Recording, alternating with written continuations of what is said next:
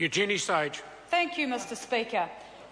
The previous speaker talked about a secure economic future, but she missed a major thing out, and that's because this government doesn't understand that a secure economic future depends on a well-managed environment, because that is the basis for economic prosperity and our well-being. Instead, we have a government which is hitting on the environment over and over and over again. It is dismantling our environmental legislation, stripping out the environmental principles from the Resource Management Act, making it easier for people to mine on conservation land, and making it harder for people to have a say in protecting their neighbourhoods and the places they love from inappropriate development.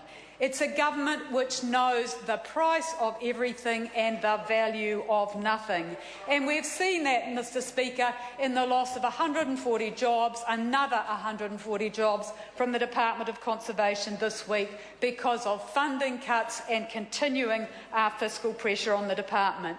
There is a huge loss of professional expertise in biodiversity, in recreation management, in historic heritage management, in practical skills like predator control in these job losses.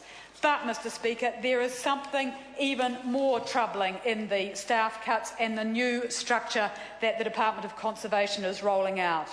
It's because there is a major change in the department's strategic direction. And it's changing from allowing commercial activity on conservation land, such as tourism, when it's compatible with conservation values, to enabling it.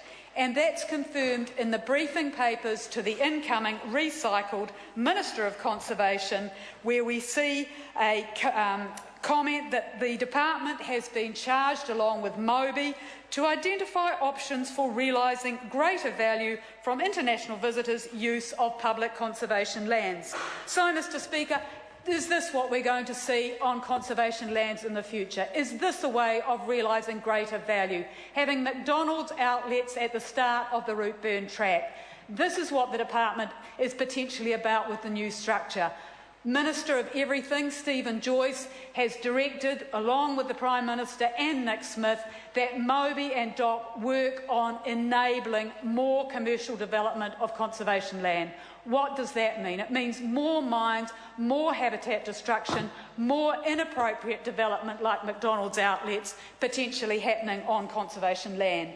And that's because this government doesn't recognise the need to invest in nature and environmental protection if we want a strong economy and long-term prosperity for New Zealand. That's because this government doesn't realise that overseas people are questioning whether the 100% pure brand is real.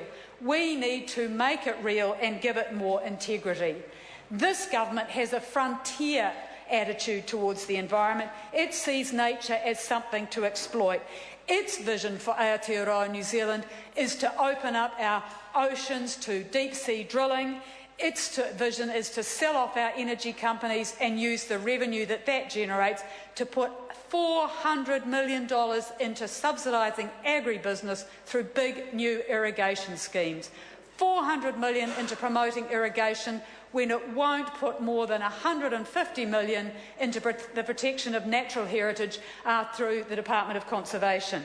This is a government that's in its 5th year in power, and we haven't seen a single new national park, despite the National saying that it would establish a Kauri National Park in Northland, despite saying that it would investigate a national park in the Waitakaris.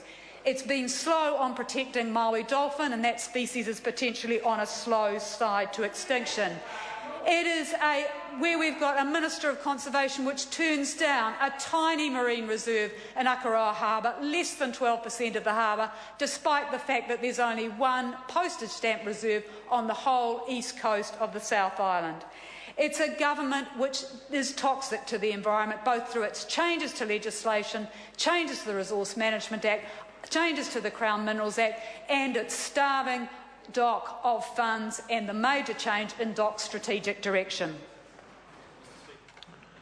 I call Mike Sabin. Thank you, Mr Speaker.